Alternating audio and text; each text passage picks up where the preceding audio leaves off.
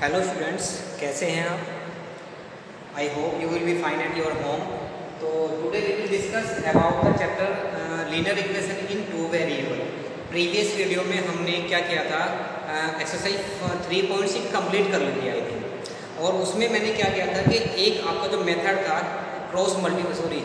Graphical method, वो graphical method आपको मैंने लीव करा दिया था। मैंने कहा इसको बाद में करेंगे क्योंकि कुछ टर्म्स जो है उसमें मल्टीप्लिकेशन के हैं, क्रॉस मल्टीप्लिकेशन के। तो चलो अब एक बार इन पर डिस्कस कर लेते हैं। तो थर्ड चैप्टर में देखें, ग्राफ वाला चैप्टर है ये। 9th क्लास में ऑलरेडी आपने ग्राफ ड्रॉ किया है। तो चलिए पहले देखते हैं पहली कंडीशन। पहले जनरल फॉर्म इक्वेशन लिख लेते हैं। जनरल फॉर्म होती है a1x plus b1y plus c1 equal to 0 and second is a2x plus b2y plus c2 equal to 0। ये हमारी इक्वेशन की जनरल फॉर्म होती है, ठीक है। तो हमने क्रॉस मल्टीप्लिकेशन में क्या किया था, फर्स्ट पार्ट क्या था, if a1 upon a2 not equal to b1 upon b2। तो हमने बोला था इक्वेशन है यूनिक सॉल्यूशन, इक्वेशन है यूनिक सॉल्यूशन, ठीक है जी। इक्वेशन के यूनिक सॉल्यूशन हो गए। अब इस कंडीशन में अगर यूनिक सॉल्यूशन का ग्राफ ड्रॉ करेंगे तो ग्राफ जो होती हैं इक्वेशन जो होती हैं लीनियर इक्वेशन, उनका जो ग्राफ होता है एक स्ट्रेट लाइन होती है। 9th में आपने ड्रॉ भी किया है ग्राफ। तो यहाँ दो इक्वेशन में दो स्ट्रेट लाइन होगी। अब उन दोनों स्ट्रेट लाइन की क्या कंडीशन होगी, यानी कि तीन कंडीशन होती है, या तो वो दोनों स्ट्रेट लाइन पैरेलल होगी, या वो एक दूसरे को इंटरसेक्ट करेंगे, या तीसरी कंडीशन हो वो कोइंसाइड। कोइंसाइड का मतलब एक के ऊपर एक लाइन होगा, ठीक है। तो इस कंडीशन में हम लिखेंगे equations lines are intersect to each other, यानी कि यूनिक सॉल्यूशन का मतलब है कि लाइन इंटरसेक्ट करेंगे, और जहां पर लाइन इंटरसेक्ट करेंगे वो जो पॉइंट होगा इंटरसेक्टिंग पॉइंट, वहां पर एक्स वाई की वैल्यू जो वेराइज करेंगे वही आपका इक्वेशंस का सॉल्यूशन होगा, ठीक है। सेकंड केस लिया था हमने, if a1 upon a2 equal है b1 अपॉन b2 के and not equal to c1 upon c2 के, then which condition, equation have no solution, equation के सॉल्यूशन नहीं होंगे। और अगर नहीं होंगे तो लाइंस कैसी होंगी, lines are parallel to each other. Meaning ये है कहने का, देखिए अगर लाइन पैरेलल होंगे, कहीं पर इंटरसेक्ट नहीं करेंगे, तो उनके सॉल्यूशन क्या होंगे, है ना, सॉल्यूशन होंगे ही। तो इसलिए कहा है कि अगर नो सॉल्यूशन की कंडीशन होती है तो लाइंस कैसी होती है, पैरेलल होती है। नंबर थर्ड केस का हमारा a1 अपॉन a2 इक्वल था b1 अपॉन b2 के, और ये भी इक्वल था c1 अपॉन c2 के, यानी कि तीनों कंडीशन इक्वल थी। देन हमने कहा था equation have infinite solutions, equation के इनफाइनाइट सॉल्यूशंस होंगे। तो इनफाइनाइट सॉल्यूशन के लिए क्या होगा, lines are coincide to each other. Coincide का मीनिंग होता है कि एक लाइन ये है और दूसरी लाइन भी इसी के ऊपर है, ठीक है। जैसे ये कोइंसाइड हो जाता है, ऐसे ऐसे कोइंसाइड, ठीक है। तो ये तीन कंडीशन थी। हमने क्या किया है, सिर्फ जो हमने क्रॉस मल्टीप्लिकेशन में कंडीशन करी थी, unique solution, no solution and infinite वाले सॉल्यूशन, इनको हमने कनेक्ट कर दिया है कि अगर हम लाइन का ग्राफ ड्रॉ करते हैं, स्ट्रेट लाइन हमारे ग्राफ में आती है, तो वो लाइन कैसी हो सकती है, यूनिक सॉल्यूशन की कंडीशन में इंटरसेक्ट करेंगी, नो सॉल्यूशन की कंडीशन में पैरेलल होंगी, और इनफाइनाइट वाले सॉल्यूशन की कंडीशन में वे कैसे होंगी, कोइंसाइड होंगी, ठीक है जी। अब यहाँ पर क्या होगा, इसमें इस कंडीशन में, फर्स्ट कंडीशन में और थर्ड कंडीशन में सॉल्यूशन कंसिस्ट होगा। क्या होगा, कंसिस्ट।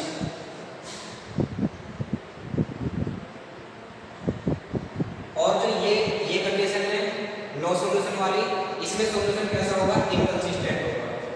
यानी देता हूं मैं इनकंसिस्टेंट, ये सॉल्यूशन। ठीक है जी। तो अगर हमसे ये पूछने लगे कि दो इक्वेशन दे दी, उसको बताइए कि ये सॉल्यूशन कंसिस्टेंट है या नहीं है, तो आप कैसे पता लगाएंगे कि सॉल्यूशन कंसिस्टेंट है या नहीं है? तो उसके लिए आपको यही देखना होगा कि a1/a2 इक्वल टू b1/b2, ये कंपैरिजन ले लेना। अगर ये दोनों आते हैं तो सॉल्यूशन कंसिस्टेंट है। यानी कहने का मतलब ये है कि यूनिक सॉल्यूशन और इनफाइनाइट मैनी सॉल्यूशन की कंडीशन में तो कंसिस्टेंट होता है, और नो सॉल्यूशन की कंडीशन, देखो नो सॉल्यूशन का मीनिंग क्या है? इनकंसिस्टेंट, यानी कि सॉल्यूशन का ना होना। ठीक है, तो ये चीज़ आपको ध्यान रखनी है। ओके, तो इसके बाद में अब एक्सरसाइज कर लेते हैं अपनी।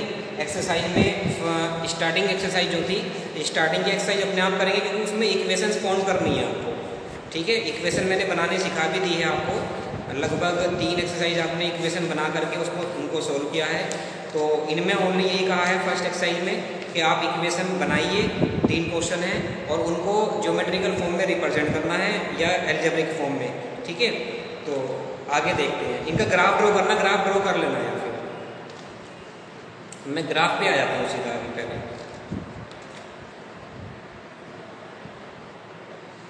ये दिया है from the pair of linear equation following problem the find their solution graphically solution find करने हैं। तो मैं इसका फर्स्ट पार्ट ही करा देता हूँ एक बार क्वेश्चन का। चलिए इसको नोट कर लीजिएगा और देख लेते हैं कि ग्राफ कैसे नोट हुआ है। चलिए फर्स्ट क्वेश्चन रेडी कर लेते हैं। क्या है? 10 students of class 10 took part in mathematics quiz if the number of girls is 4 more than the number of boys. 10 students है क्लास में। फर्स्ट पार्ट है let number of boys to be x and girls to be y. First condition क्या होगी इसकी? दोनों class में दोनों type के बच्चे जो है वो 10 है, जैसे बॉयज प्लस गर्ल्स। ये फर्स्ट इक्वेशन हमारी फॉर्म होगी। सेकंड कंडीशन में क्या कहा है? सेकंड कंडीशन में देखो बोला है if the number of girls, girls का मतलब गर्ल्स कितनी है भाई? गर्ल्स इज की जगह इक्वल टू 4 मोर देन की जगह plus the number of boys x. बात समझ गए होंगे आप? ठीक है जी, तो ये आपकी आ गई सेकंड। अब हम क्या करते हैं? फ्रॉम इक्वेशन फर्स्ट हम सॉल्यूशन फाइंड करेंगे 9 की तरह, जैसे करते थे। x को उधर ले जाकर के 10 माइनस y कर दो और इससे टेबल बना लेते हैं। टेबल कैसे बनेगी देखो जरा, यहाँ x की वैल्यू एंड ये y की वैल्यू, 2 या 3 सॉल्यूशन फाइंड कर लेते हैं। x की वैल्यू y की वैल्यू 5 y की वैल्यू 5 कर लो तो x की वैल्यू होगी 10 माइनस 5 देख रहे होंगे आप। x की वैल्यू आप 3 पुट करेंगे तो 10 3 आप एक काम कीजिए, y की वैल्यू 6 पुट कर लीजिए तो 10 माइनस 6 y की x की वैल्यू 4 ऑब्टेन हो गई। तो ये सॉल्यूशन आ गया।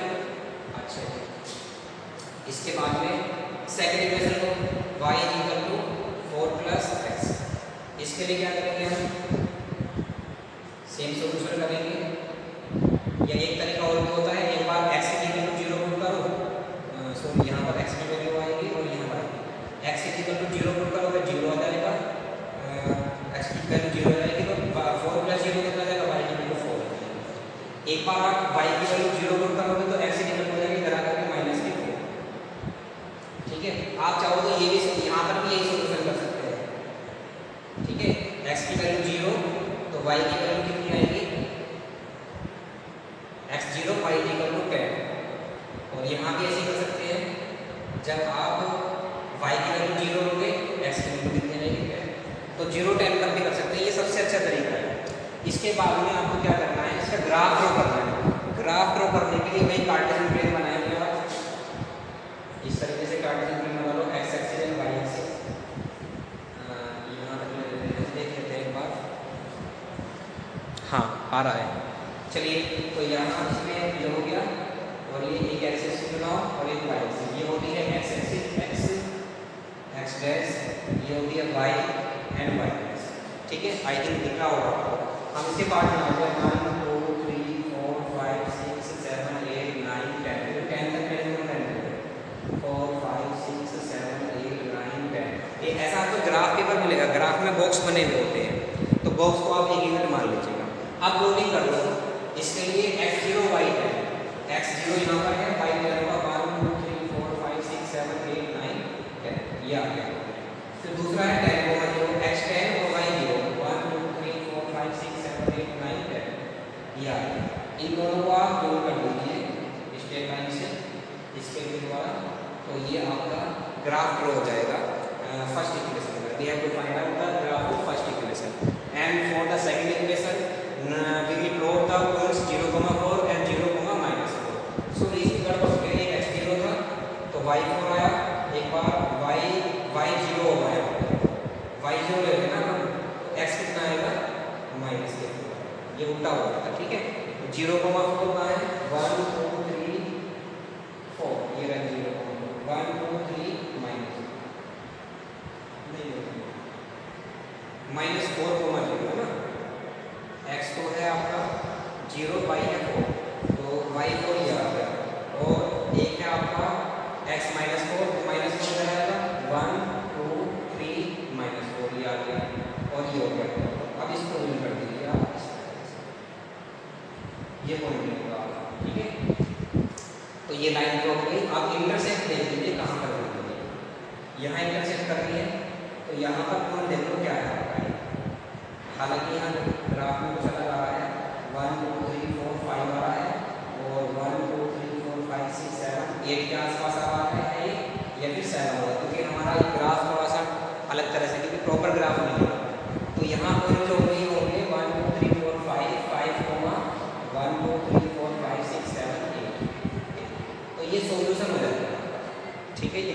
तो इसी तरीके से आपको इक्वेशंस को कंस्ट्रक्ट करना है, देन उनका सॉल्यूशन फाइंड करना है, ठीक है। अभी ऐसा नहीं है कि मैं एक क्वेश्चन मैंने करा दिया, सेकंड वाला करके देखना। अभी एक तो ग्राफ में और ड्रॉ करवाऊंगा, अगर ये क्लियर ना हुआ हो तो अभी नेक्स्ट क्वेश्चन में आ जाएगा आपको, क्योंकि यहाँ वैल्यू पुट करने में दिक्कत आ सकती है। मैंने डायरेक्ट कर दिया, नेक्स्ट क्वेश्चन में पुट करके दिखाऊंगा आपको अलग से, ठीक है जी। तो इसको नोट कर लीजिएगा, ओके। तो नेक्स्ट क्वेश्चन देख लेते हैं, एक बार चेक कर लेते हैं क्या है। 5 pencils and 7 pens can together ₹50 rupees में आती हैं। वेयर है 7 pencil and 5 pens together cost ₹46। Find the cost of 1 pencil and that of 1 pen। वही x y की वैल्यू फाइंड करनी है आपको, ठीक है बेटा। तो पहली इक्वेशन बनेगी 5 पेंसिल की कॉस्ट ले लो x रुपीज़ और पेन की ले लो y रुपीज़, तो दोनों की कॉस्ट हो जाएगी 5 पेंसिल की हो जाएगी 5x और 7 पेंस की हो जाएगी 7x। 5x + 7x = 50, ठीक है। सेकेंड इक्वेशन बनेगी आपकी 7x + 5x = 46। अब इन दोनों को ग्राफिकली सोल्व करना है, ठीक है, दोनों को ग्राफिकली सोल्व करना है। तो आप करके देखिएगा, और अगर नहीं याद होता है तो मुझसे कल प्रॉब्लम में पूछ लें आप, ठीक है, या आज दोपहर के बाद में पूछ लें मुझसे। अभी ये वीडियो अपलोड हो जाएगी। सेकंड क्वेश्चन पे आते हैं। On comparing the ratios A1/A2, B1/B2 and C1/C2 find out whether the lines represent the following pair of linear equation intersect at a point or parallel और कोइंसाइड। बस आपको A1/A2, B1/B2, C1/C2 के according जो मैंने first starting में concept समझाया था, उसके बेस पर आपको बताना है कि लाइन इंटरसेक्ट करेंगी, पैरेलल होंगी या कोइंसिडेंट होंगी, ठीक है। तो एक मैं करा देता हूँ इसका पार्ट, एक पार्ट देख लें, उसके बाद आप इसको अपने आप कीजिएगा। तो क्या 3 हो जाएगा वैसे। देखिए भैया, मैं कोई इक्वेशन लिख लेता हूँ, जैसे मैं लिखता हूँ सेकंड इक्वेशन। सेकंड इक्वेशन है इसकी 9x + 3y + 12 = 0, 18x + 6y +24। चलिए A1/A2 फाइंड करते हैं। A1/A2 होते हैं x के कोएफिशिएंट 9/18, दैट इम्प्लाइज 9 × 9 और 9 × 1 1/2 आ गया। अब फाइंड करते हैं B1/B2। B1 है आपका 3 और ये है 6, ये भी दैट इम्प्लाइज 1/2 आ जाएगा। फाइंड करते हैं C1/C2, ठीक है जी। C1/C2 12/24, आई थिंक ये भी 1/2 ही आ जाएगा। अब तीनों कैसे हैं 1/2 1/2 1/2, इसका मीनिंग क्या है A1/A2 इक्वल है B1/B2 के एंड इक्वल है C1/C2 के। ये आगे इन्फिनिट वाली कंडीशन, और इसमें क्या होती है lines, lines are coincident to each other, lines are coincide to each other. यही पूछना चाह रहे हैं कि वो लाइन कैसी होंगी, ठीक है।